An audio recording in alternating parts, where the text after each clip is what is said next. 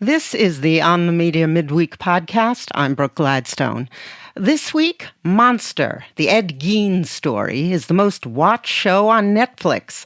It's a dramatized retelling of the life of the serial killer who inspired Psycho and the Texas Chainsaw Massacre. There's something real dark about you, Ed Gein. What did you do? You're the one who can't look away. The Monster franchise, which includes 2 earlier seasons about Jeffrey Dahmer and Lyle and Erik Menendez, is one of Netflix's splashiest hits. The Dahmer season is still the 4th most watched English-language show in the history of the platform. People love this stuff, and the obsession only grows each year. On Netflix last year, 15 of the top 20 documentaries were true crime docs, compared to just 6 in 2020. But what does it mean for the subjects of these documentaries that Americans endlessly crave stories about murder and bloodshed? John J. Lennon is a contributing editor for Esquire and writes frequently for the New York Review of Books and the New York Times. This week, he called me from Sing Sing Correctional Facility, where he's serving the 24th year of his 28-year-to-life sentence for murder, drug sales, and gun possession. He recently wrote the book, The Tragedy of True Crime: 4 Guilty Men and the Stories That Define Us. So how was it that he ended up being the focus of a true crime documentary in 2018 called Inside Evil with Chris Cuomo? Well, actually, I had gotten a letter from the woman I knew at CNN, and she had introduced me to her colleagues. And I was telling my brother about this. He's like, Cuomo, he's got that show on CNN, and he's like, it's called Inside Evil. I was like, what? So when I went down to the visit, they were like, no. First season, it was just called Inside. The second season is called Inside Evil. We're going a different route. We're telling stories of redemption. So a couple weeks after that, when they came up for the filming, that's not what it was. And to be fair to Chris Cuomo, he did level with me that this is the show. I had the governor's brother in front of me. What am I going to just like walk out and give him my back? So I told him my story. And look, he gave me a fair shake for anybody on that show. I was introduced to the dark side of the media. You saw your crime being reenacted on that show. There was definitely a dark side, another side to him. Alex was shot about 18 times. He blew parts of his body off. He's a killer. Doing the interview, you have this idea in your head of how the interview went. And then watching the show, almost a year later, it would cut to these reenactments of somebody playing me, killing my friend, and slow motion of the AR-15, the bullets coming out of it. It was a lot to process because it was quite different from the context of the conversation I had, which was a vulnerable one, I'd like to think, at times. Were you able to process it with regret? No, it wasn't regret yet. Regret comes when there's a possibility of getting caught. He was captivated by the lure of the street. He wanted to be a thug. And then the tone with certain answers that I would give, how proud I was of who I'd become, and see those sort of juxtaposed to the sister of the man I killed. And oftentimes she was understandably emotional. I just thought the editing was just, wow, just made me really emotional about what I'd done, the harm that I caused, thinking I was perhaps not as insightful about what I'd done, at least in the context in which it was rendered. The identity of who I was as a writer was put up against who I was as the killer 18 years before. That conflict was constant in that 40-minute show. How did this experience lead you to this book? First, it was criticism. I just started thinking about the stories that others tell about us. I had an idea in my head that true crime just corrupts our cultural understanding of crime and punishment. And I wondered what I could bring to the genre. So I started getting the stories of the men around me. Not everyone is introspective about their crime, but some people are. There's not always a happy end. There's not always this grappling with remorse, but some people do. And what about them? I knew I had access to a lot of that. So I knew on one level I could tell a narrative story different from the stories that were told by traditional true crime tellers, and I knew I could be a trusted narrator for the reader because I was already doing that with my magazine writing. I say in the book, I didn't go out looking for true crime. I'm minding my business here writing magazine features about life in prison. True crime came looking for me, but they got the right one. Well, you did that with the right one because you saw me as a murderer. I'm talking to the producers, but you were talking to the journalist. So there's a YouGov poll from last year that found 57% of Americans consume true crime content. So, if 57% watch true crime about murder and go to sleep watching it on TV, you were convinced that more than anything, you wrote, this is what's keeping me, and not just you, in prison. True crime. How so? Well, I have a hunch that many of these people going to sleep to murder, they wake up grateful for all the prisons. They're like, whoa, thank God them lowlifes are in prison. You could see it when you flip to CNN and Fox. Both sides are in on this. This is from the book. The stories we tell about the worst of humanity are a reflection on all of us. True crime is the antithesis of the notion that we're more than our crimes. It turns back the clock and replays the worst moments of someone's life, reconstructs, reenacts it all for entertainment, usually by exploiting the people most affected by the violence. Victims whose wounds haven't healed, perpetrators who haven't reckoned with their guilt. This is the tragedy of true crime. What we mean here is true crime on TV shows like Dateline or Inside Evil or Netflix, not so much the literary genre like Truman Capote's In Cold Blood. Or Emmanuel Carrère's The Adversary, right? To go more contemporary. They called that work the French In Cold Blood. He's probably the most famous nonfiction writer in France. In 1993, Jean-Claude Ramon kills his whole family. He's like fronting as a doctor for the World Health Organization. He wasn't a doctor. He would drive around all day and do nothing. Emmanuel Carrère was a novelist at that point. He was circling the story about how to get into it. And ultimately put himself in the story. One of his most famous lines is how he opened the book. He said, while Jean-Claude Ramon was killing his children, I was at the student meeting with my wife, with my kids. He does this fascinating thing where he occupies his own position and tells the truth about himself and doesn't really judge him in the way a traditional journalist would and look down on him. He tries his best not to. And I wanted to adapt that style, but with a different agency. And what I did in my book about three men who've killed, I'm able to put myself beneath them. It is remarkable how you weave what you did in and among the chronicles of what your subjects in the book do. Right. Well, thank you. Structurally, it's very interesting. Structurally, I was trying to do something different than what traditional true crime does, which I think structurally most true crime stories start in medias res, in the middle of things, usually at the crime. 911 calls, it's police tape. But with me, when I start getting into the three men, first Michael Shane Hale, then Milton E. Jones, and then Robert Chambers, I do it as I meet them in prison instead of just like learning about them through their crime. It's a profoundly compelling book. You write with a great directness and clarity, and your engagement with these people doesn't lead you to excuse or in any way whitewash the gruesomeness of what they did. It can be quite graphic in places, but it is so contextualized. Let's start with Michael Shane Hale and Milton E. Jones. The first two share certain elements. They were dealt a god-awful hand. They committed gruesome murders.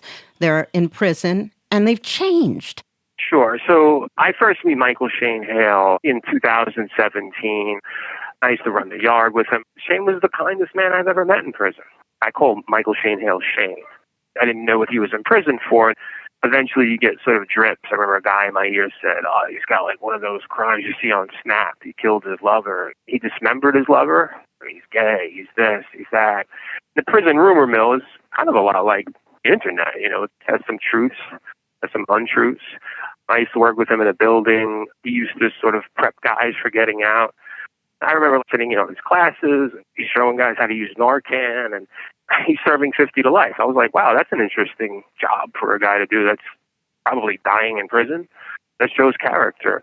And then this happened to me with the whole Chris Cuomo thing, and he had empathy. He liked my work, and I sat with him, learned his story. He was abused growing up in Kentucky. There's a very dysfunctional household. He joins the Army at 18. He gets rejected there, and then he runs to New York City. And he gets rejected there, too. He never quite finds himself. He's constantly being rejected. There was a lot of domestic abuse, primarily in the relationship that led to the crime. And then we get to the killings, and then we see his life unfold in prison, which is pretty impressive. Mm-hmm. Milton Jones, at 17 in 1987, he kills 2 priests with his co-defendant, Theodore Simmons. I meet him also in Sing Sing in 2019. He's a classmate of Shane's. What do you mean, a classmate? There's a master's degree program in Sing Sing. It's in theology. And by 2019, Shane was in it, and so was Milton. One of the clerks told me, there's a guy here that killed 2 priests like years ago. And he's like studying for theology. I was like, really? I want to know more. You said he was ostracized too. Well, he was ostracized too because he suffered from schizophrenia. It was very difficult in this environment, and he had already earned, a bachelor's degree. He was going to classes every day. He had his vices, but he also spoke truth, and his sentences were declarative. And I was just like, wow, this is a character. This is an interesting guy. So I do the same thing with him. We meet in a cell block and take you to the scenes of talking to him, but then I drop back and I tell the story of his younger, more vulnerable years.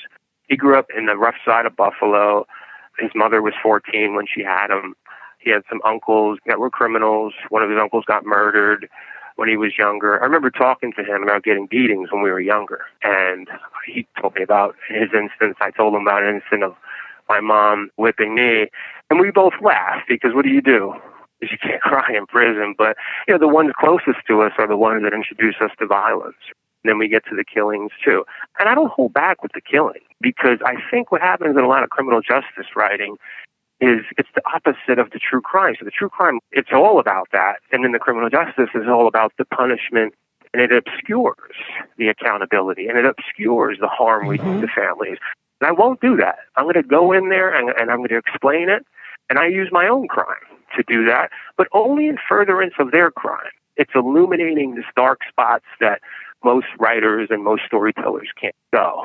None of these true crime producers can do that. And sometimes the criminal justice journalists, they won't do that. They don't think it's relevant sometimes to even talk about that. I disagree. Can you tell me how they view their crimes now and how they feel about them? Michael Shane Hale was remorseful from the gate. He killed somebody he loved. He killed somebody he resented. I'm talking about somebody who was 63 years old, his lover. When he was in his 20s. Yeah, at the time. His lover was also abusive, but physically abusive as well as mentally abusive. There's documentation that shows that. What about Milton Jones? Milton served much of his years at the beginning in Attica in the 90s, and that was tough. Attica's a tough joint. He killed 2 white priests, and he's a black man. And Attica is almost an all-white staff. Well, most of the prisoners are people of color. I mean, Milton had it tough. And he was always accountable from the door. He held the hands of Ray, the younger brother of one of the priests that Milton killed, and his wife, and looked into their eyes and apologized for what he did.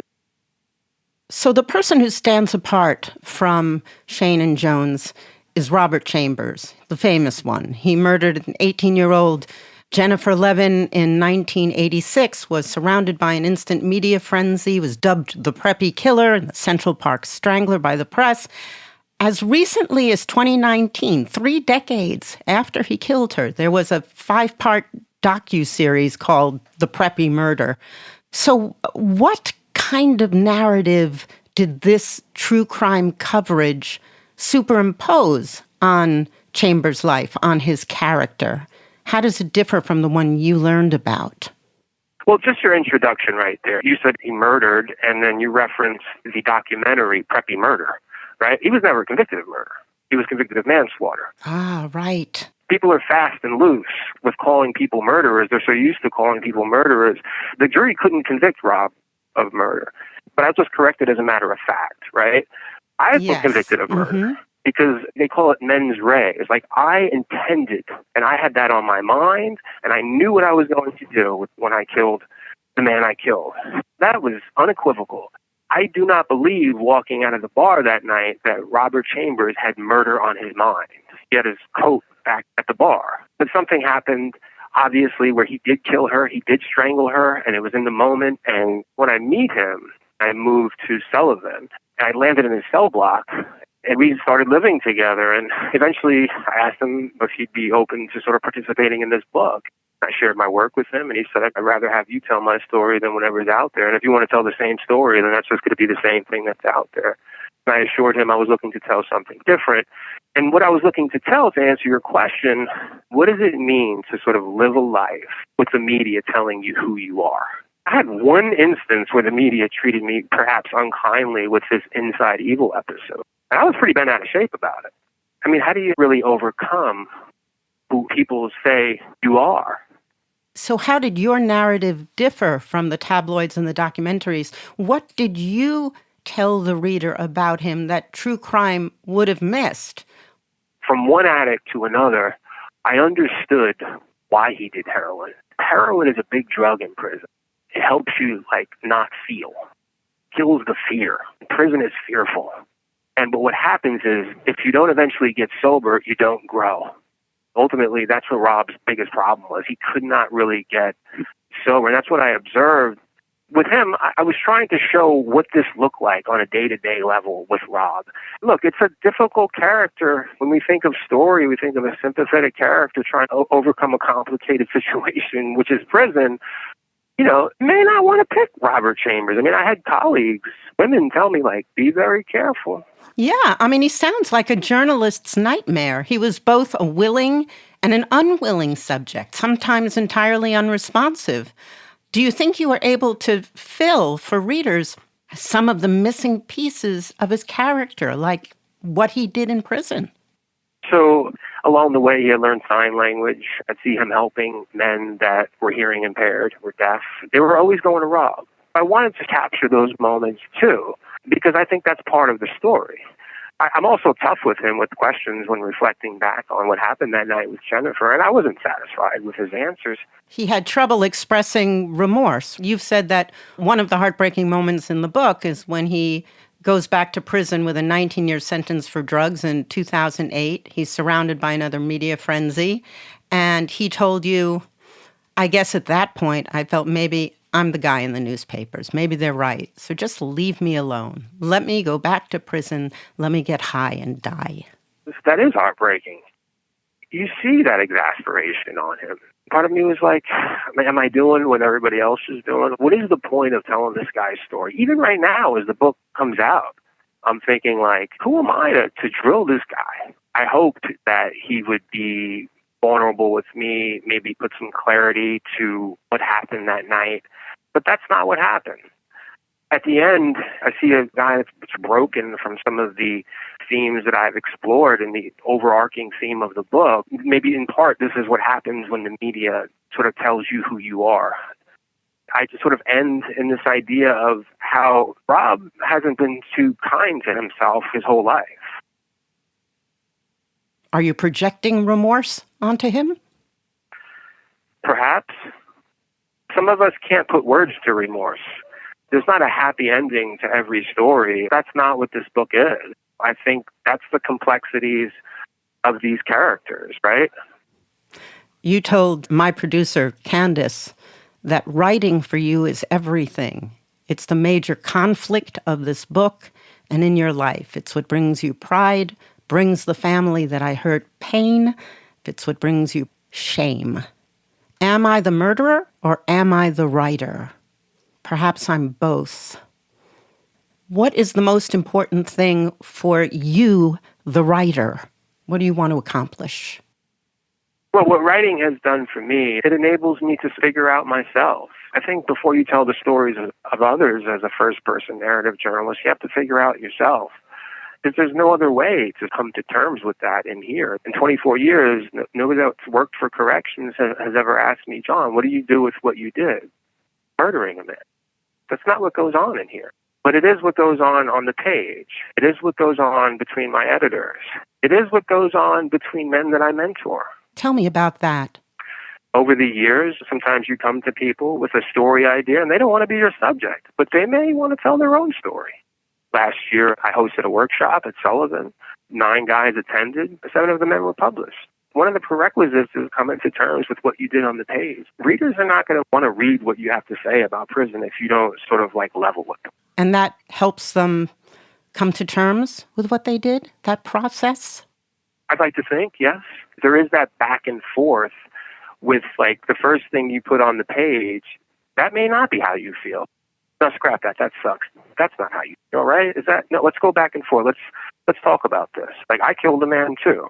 Like, what do we do with that? Like, I do this with them because my editor has done this with me. I remember when I was working on my first piece for the New York Review of Books, and I was writing about Jack Henry Abbott, and I had a bone to pick with him. He is the man who was profiled by Norman Mailer, which is said to have helped get him out of prison. Well, he was mentored by Norman Mailer. He had went back and forth writing him letters, and that's what Jack Abbott's book was about, The Belly of the Beast. And Norman Mailer helped sort of advocated for him to get out in 81, and 6 weeks later, Jack Abbott killed a night manager in Lower Manhattan. I stabbed him. So this was like an albatross on the neck of prison writers. My first draft was just, it was angry. I was so bothered by this guy. And I remember my editor saying, John, I want you to rewrite this with poised ambivalence. Poised ambivalence? Yeah, like, don't come to him thinking you got all the answers. And have a little grace with him. Drop your resentment and just take another whack at it, right? You haven't dealt with reentry. He made some good points. It's these sort of back and forths that help me grow. In that essay, I get to my own reckoning with my crime, how I feel about it. These are the back and forths I do with the men I mentor. So that's what writing does. This just occurred to me. John, you're eligible for parole in 2029. Correct. If you get it, do you worry that, to use a business word, that your value-added special insight will no longer be applicable? What will you write about? Oh, I hate that question. Oh, well, you don't have to answer it. No, you really don't. I want to answer it because the ability to find story is the most important thing for any journalist. And I look at the world as a story arc. I look at my experience, and it's before prison. And I've been in the total institution for much of my life. To your point, I'm institutioned out. Then there's the reentry part, right? And there's a lot of conflict. Look what we just talked about with Abbott. He couldn't figure it out. But the story that swirls around me, the real story is the one that swirls within me. So when I get out there, there's so much conflict that's going to be with these stories and these people that come into my life. And I lean into that. What is it like to experience a true crime cruise with CrimeCon? And the stories are endless. They don't stop. The story starts within you. John, thank you so much. Oh, thank you. John J. Lennon authored the recent book, The Tragedy of True Crime, 4 Guilty Men and the Stories That Define Us. He's also a contributing editor for Esquire and writes regularly for the New York Review of Books and the New York Times. He's currently incarcerated at Sing Sing Correctional Facility, eligible for parole in 2029.